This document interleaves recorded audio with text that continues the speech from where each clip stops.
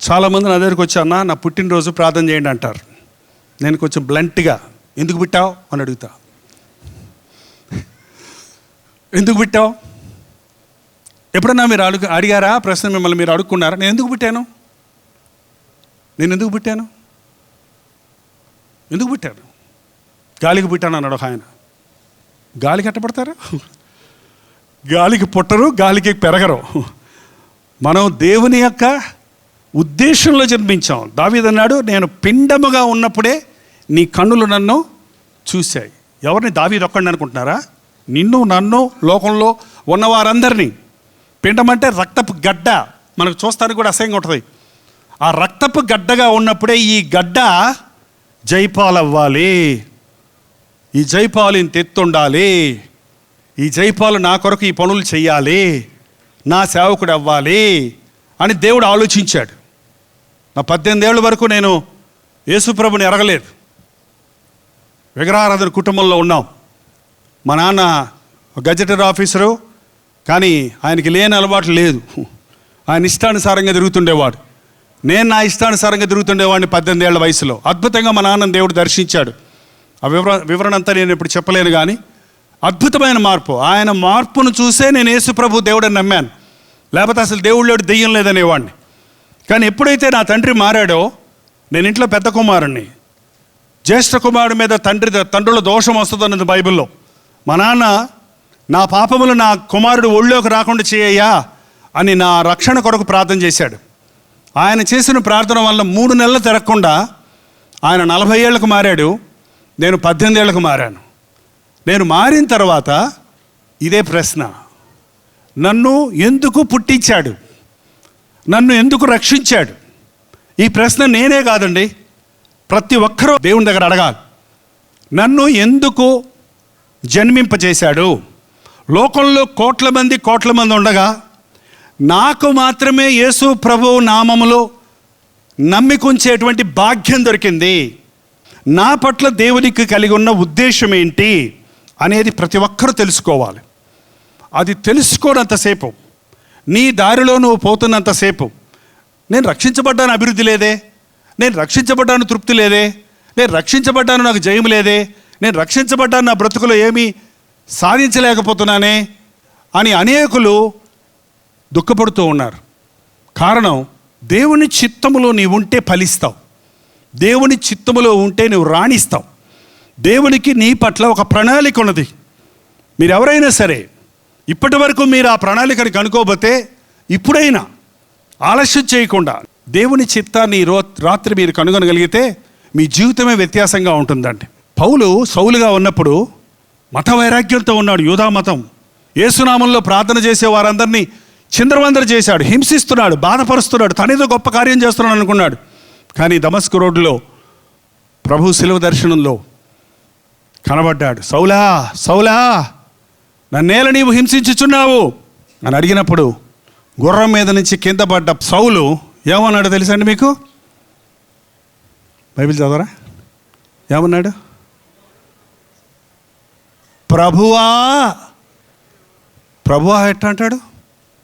ప్రభువు కాదనే కదా క్రైస్తవులు హింసిస్తున్నాడు, ప్రభువు కాదనే కదా వాళ్ళని బాధ పెడుతున్నాడు, యేసునామంలో ప్రార్థించే వాళ్ళని చంద్రవందర చేస్తున్నాడు. ఒక్కసారి ఆ యొక్క యేసు ప్రభు యొక్క శిలువ దర్శనం చూడగానే, మనకంటే ఎవరన్నా గట్టిగా దవడ మీద కొట్టారనుకోండి, నొప్పి వచ్చింది అనుకోండి, ఏమంటాం చెప్పండి? అమ్మా అంటాం. చాలా సర్జరీలు, ఆపరేషన్లు జరిగాయండి. ఆపరేషన్ అయిన తర్వాత మొత్తం తెలియదు, మొత్తం తగ్గిన తర్వాత నొప్పి ఎక్కువ వస్తుంది కదా. ఆ నొప్పిలో అమ్మా అమ్మ, ఇంత పెద్ద పాస్టర్ని అమ్మ అమ్మ అంటారేంటి? ఏసయ్యా ఏసయ్యా అమ్మా ఏంటి ఏసయ్యా అనాలనుకున్నా కూడా మళ్ళీ ఏమొస్తుంది అంటే అమ్మా అంటుంది. ఇప్పుడు ఏంటి ప్రభా అంటే, ఈ శరీరం అమ్మ ఇచ్చింది కాబట్టి శరీరానికి దెబ్బ తగిలితే ఎవరిని పిలుస్తున్నాం?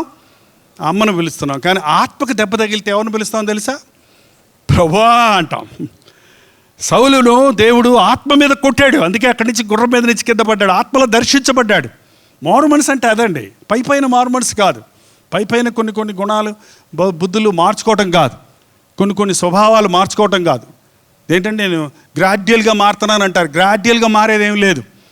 నేను రక్షించబడుతూ ఉన్నాను, పడుతూ పడుతూ లేసేదేం లేదు. ఎవడైనాను క్రీస్తునందు ఎడల వాడు నూతన సృష్టి, పాతవి పక్కనుండెను. పక్కన లేవేక, పాతవే గతించను. ఈ రోజున చాలామంది మార్పు సంపూర్ణమైన మార్పు కాదండి. మన దేశ ప్రధానులు ఒకడైన నెహ్రూ చాలా శుభ్రంగా ఉండేవాడట. ఆయన ఇంటికి ఒకరోజు ఇంకో మంత్రి, చరణ్ లాంటి మంత్రి ఎవరో ఒక ఆయన గదిలోకి వచ్చాడంట. ఆయన ఇద్దరు కలిసి పార్లమెంట్కి వెళ్తానికి. ఆయన వచ్చిన కాడి నుంచి ఒకటే వాసన అంట గది అంతా.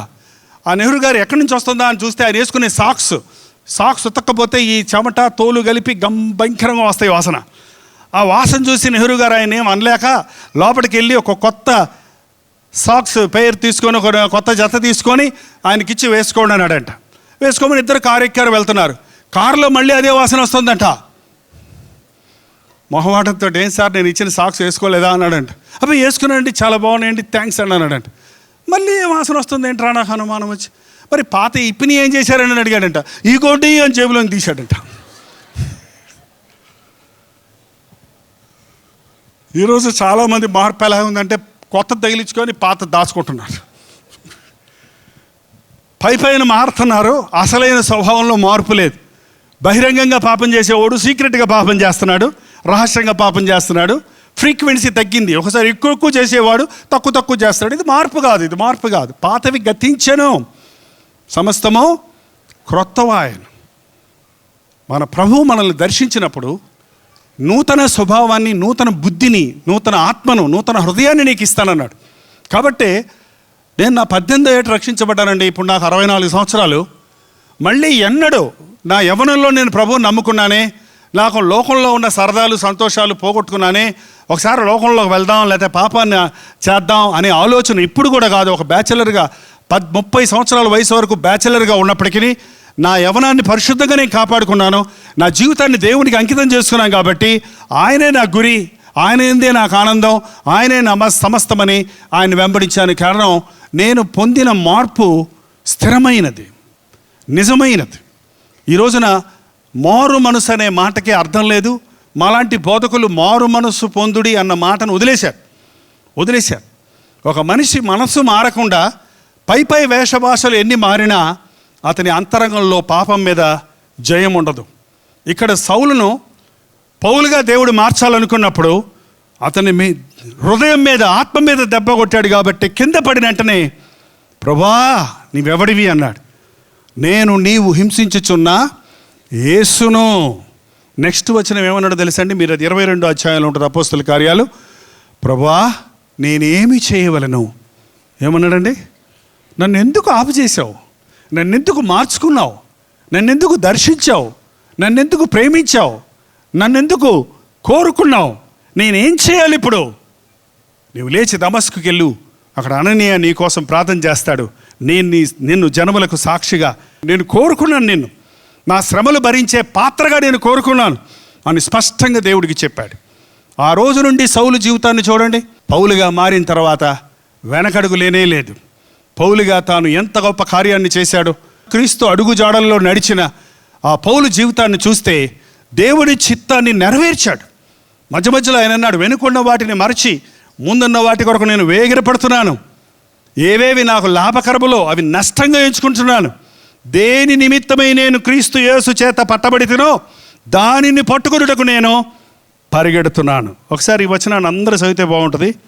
ఫిలిప్పీలకు రాసిన పత్రిక 12 కూడా చదువుదామండి. 12 చదువుదాం. ఇదివరకే నేను గెలిచితేనైనను, ఇదివరకే సంపూర్ణ సిద్ధి పొందితేనైనను నేను అనుకోవడం లేదు, కానీ దేని నిమిత్తము క్రీస్తు యేసు చేత పట్టబడితినో దానిని పట్టుకొనవలెనని పరిగెడుతున్నాను. నాతో పాటు అందరూ చెప్తారా? దేని నిమిత్తమై నేను క్రీస్తు యేసు చేత పట్టబడితినో. మీరు పట్టబడ్డారా? ఇంకా పట్టబడలేదా? నిన్ను పట్టుకోవాలని నిన్ను వెంటాడుతూ ఉన్నాడు. చాలామంది దేవుని చేతులకు వెంటనే వారి జీవితాన్ని అప్పగించుకోరండి. ఎంత తొందరగా మనం ప్రభువుకు మనం సమర్పించుకుంటే అంత మేలండి.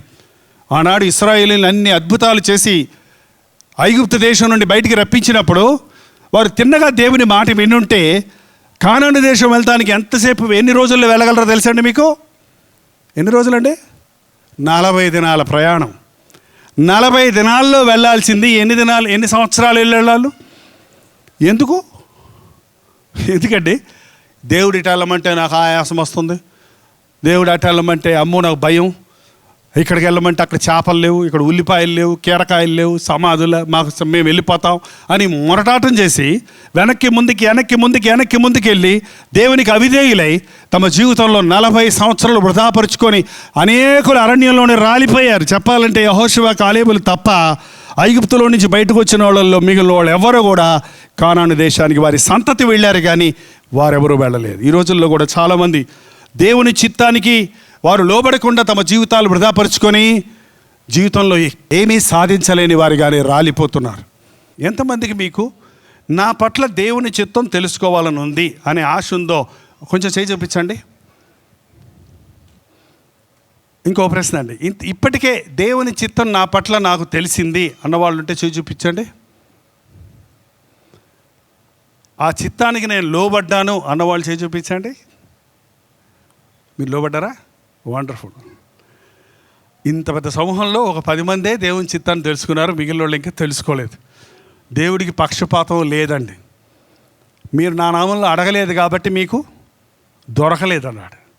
దేవుణ్ణి అడగండి. మీరు చేసే ఉద్యోగం దేవుని చిత్తానుసారమైందేనా? మీరు చేసే వ్యాపారం దేవుని చిత్తానుసారమైందేనా? మీ బ్రతుకులో మీరు నడుచుకునే విధానం దేవుని చిత్తమైందేనా అని తెలుసుకోరండి. రక్షించబడ్డ వెంటనే ప్రతి విశ్వాసి చేయవలసింది ఏంటంటే దేవుని చిత్తాన్ని ఎరగాలి. పెద్ద తంట ఏంటంటే దేవుని చిత్తం అంటే ఏంటో అనేది పరిపూర్ణంగా చెప్పేస్తే మనలో అనేకలం లోబడిపోతాం. కానీ దేవుని చిత్తము అంచెలంచెలుగానే మనకు తెలియజేస్తాడు. ఒక అడుగు వెయ్యి అన్నప్పుడు ఆ అడుగేసిన తర్వాత ఏం చెప్తావో చెప్పరాబా వేస్తానంటే నీకు చెప్పడిక. ఒక అడుగు వెయ్యి అన్నప్పుడు వేశాను, ఇంకొక అడుగు వెయ్యి అట్లా నడిపిస్తాడే కానీ మొత్తం నీ రూట్ మ్యాప్ అంతా ఇచ్చేసి నిన్ను ఇది చేస్తాను అది చేస్తానని ముందే చెప్పేస్తే నువ్వు ఈజీగా దేవునికి లోపడతావు. కానీ దేవుని ఉద్దేశం నీవు ఆయన్ని నమ్మాలి. ఓ భక్తుడు అన్నాడు, నేను నడిచే మార్గం నాకు తెలియదు కానీ నన్ను నడిపించే దేవుడు నాకు బాగా తెలుసు. నన్ను నడిపించే దేవుడు నన్ను విడిచిపెట్టడు, నన్ను పాడేయడు, నన్ను పాడు చేయడు, నన్ను తప్పు స్థలాలకు నడిపించడు, నన్ను విడిచిపెట్టడు, నన్ను చివరికి గమ్యం చేరుస్తాడు అని నమ్ముతున్నాను అన్నాడు. నిజంగా దేవుని యందు విశ్వాసం ఉంచితే మన జీవితాల్లో ఎదుర్కొనేటువంటి పోరాటాలు, శ్రమలు ఒక్కసారి నేను ఆలోచన చేస్తే లేక మనం ధ్యానం చేస్తే దేవుని చిత్తానికి లోబడిన మోషే కానీ, దేవుని చిత్తముతో దేవుని అభిషేకమును పొందిన దావీదు కానీ, దేవుని చిత్తానికి లోబడిన అబ్రహాము కానీ, దేవుని చిత్తానికి లోబడిన మరి ఎవరు కానీ, పౌలు కానీ, వారి జీవితాల్లో హాయిగా సుఖంగా ఏ బాధలు లేకుండా ఉన్నారు అని ఎవరన్నా చెప్పగలరా?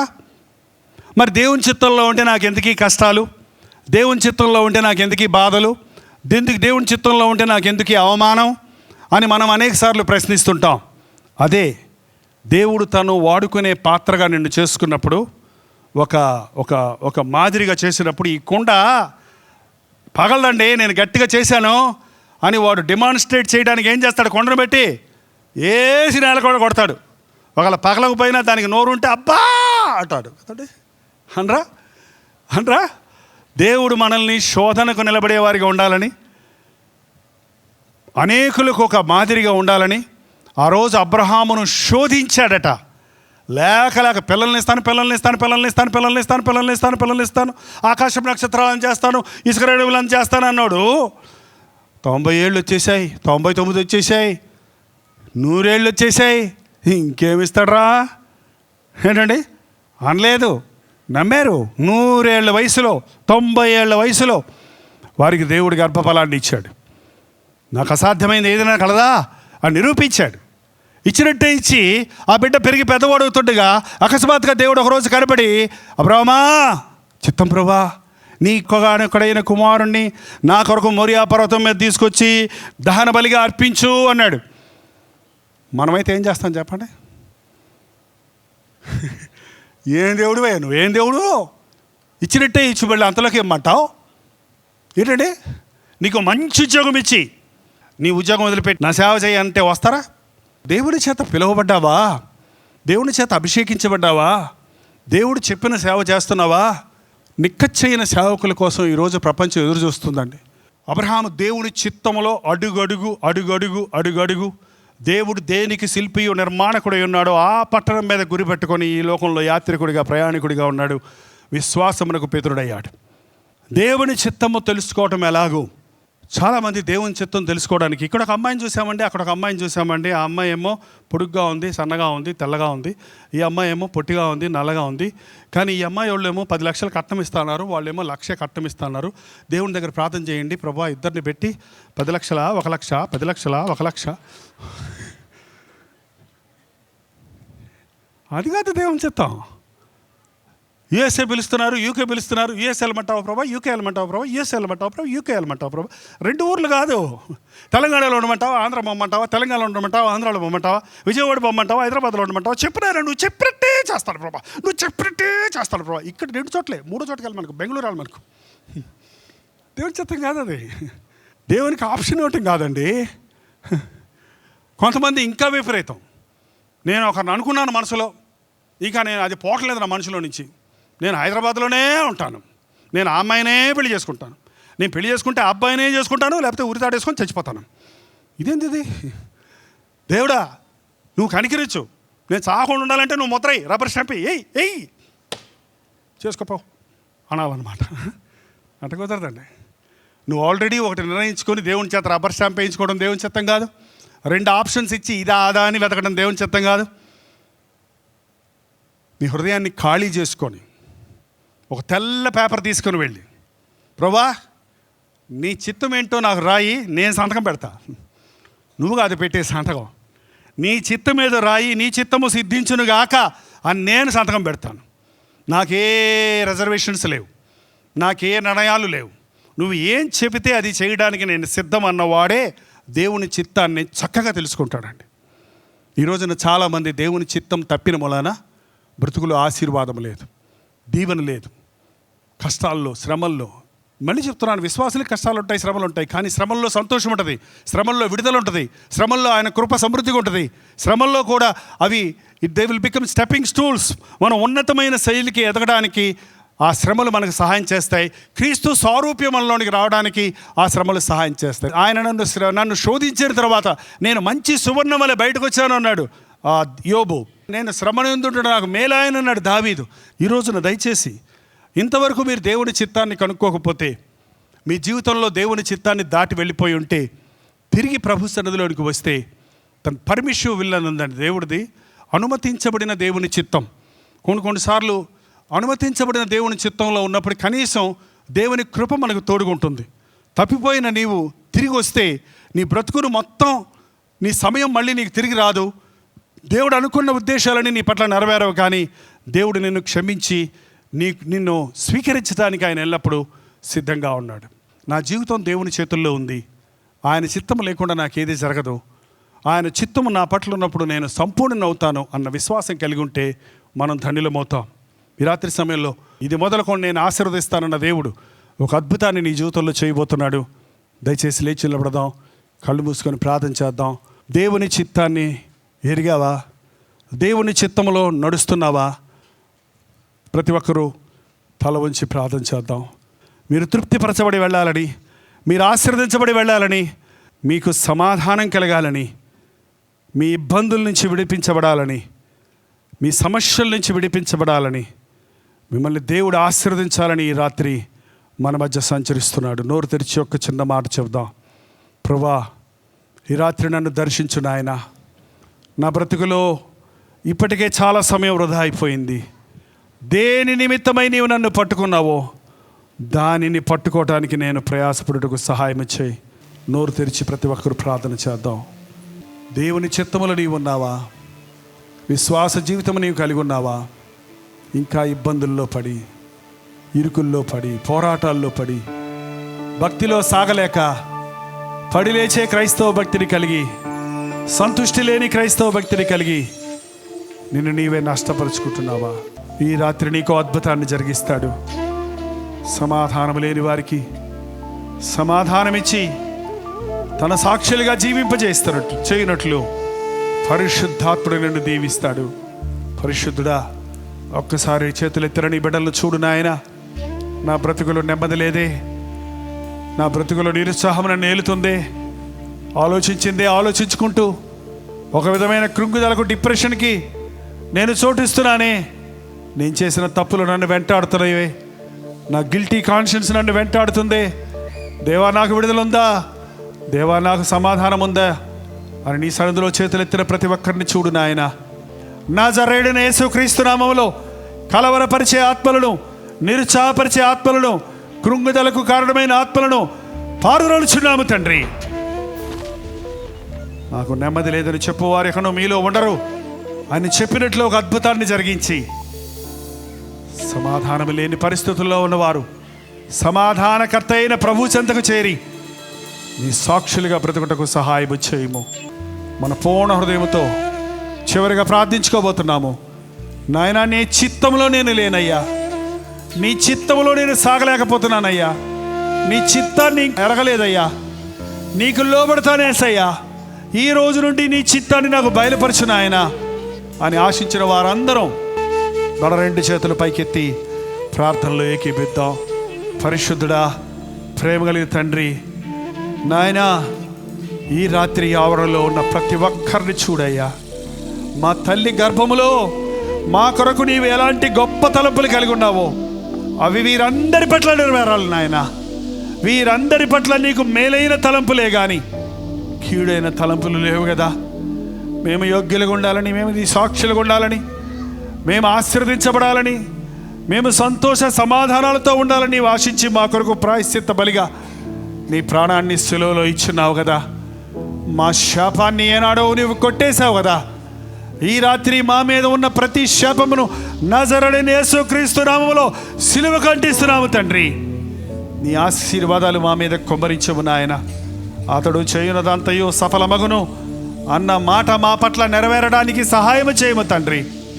ఇది మొదలుకొని నేను మిమ్మల్ని ఆశీర్వదించదను అన్న దీవెన మా అందరికీ నీ దయచేయము నాయన. ఎలాంటి ఆశలతో, ఎలాంటి కోరికలతో, ఎలాంటి సమస్యలతో, ఎలాంటి అవసరతలతో నీ బిడ్డలు ఎక్కడికి వచ్చినారో అవన్నీ తీర్చబడి వెళ్ళడానికి, నీ వాగ్దానాలతో వెళ్ళడానికి, నీ సమాధానముతో వెళ్ళడానికి, నీ అభిషేకముతో వెళ్ళడానికి సహాయం చేయము నాయన. బయటికి వెళ్ళినప్పుడు నూతన సృష్టిగా నీ సాక్షులుగా బ్రతుకుటకు, చేయునంతా దీవించబడి ఆశీర్వదించబడుటకు, నీ చిత్తమైతే నీ రాకడ ఆలస్యమైతే మరల మేము ఈ భూలోకంలో కలుసుకున్నటకు మా ఒక్కొక్కరికి సహాయము చేయమని యేసుక్రీస్తు నామములో అడుగుచున్నాము తండ్రి. మన తండ్రి అయిన దేవుని యొక్క ప్రేమయు, కుమారుడైన క్రీస్తు యొక్క కృపయు, ఆదరణకర్త అయిన పరిశుద్ధాత్మ యొక్క సహవాసమును కూడి వచ్చిన మనందరికీ ఇప్పుడును సదాకాలమును తోడై ఉండును గాక. ఆమేన్, ఆమేన్, ఆమేన్.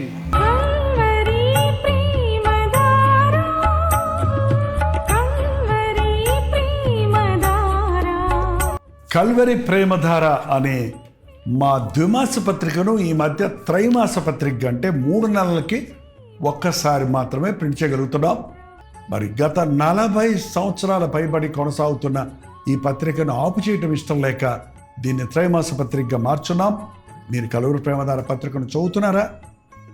ఒక ఉచిత పత్రిక కావాలంటే ఇవ్వాలే మీ పేరు, చిరునామా, అడ్రస్తో పాటు ఇంటి నెంబర్తో పాటు క్లియర్గా పంపించండి. తప్పకుండా ఒక ఉచిత పత్రికను మీకు పంపిస్తాం.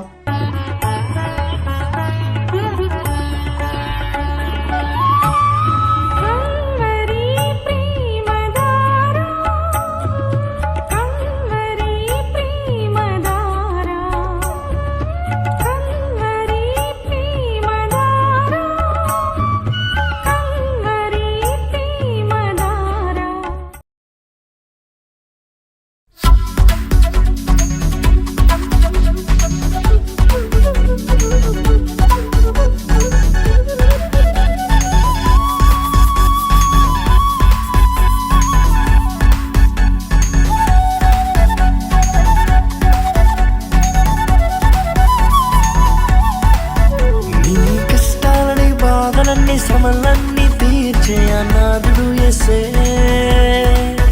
నీ కష్టాలని, బాధలన్నీ, శ్రమలన్నీ తీర్చే అనాథుడు యేసే. ఆది నుండి ఉన్నవాడు ఆ దేవుడు, అద్భుతాలు చేసేవాడు నా యేసుడు. ఆది నుండి ఉన్నవాడు ఆ చేసే